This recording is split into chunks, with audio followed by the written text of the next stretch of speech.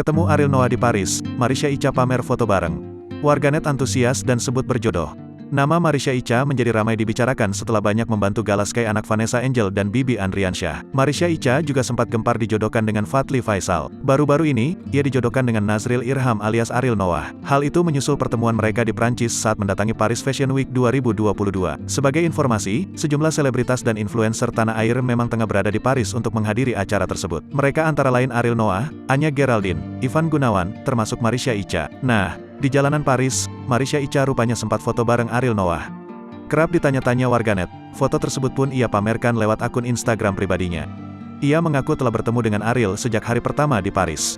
Ditanyain mulu nih, ya udah di-post deh, udah ketemu dari hari pertama kok, tapi memang gak aku posting-posting besti, tulis Marisha melengkapi unggahan fotonya bersama Ariel Noah.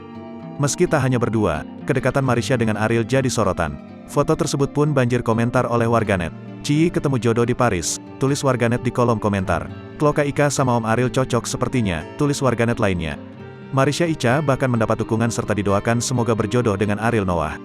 Padahal, sebelumnya, ia dijodoh-jodohkan dengan Fadly Faisal, adik Bibi Andriansyah.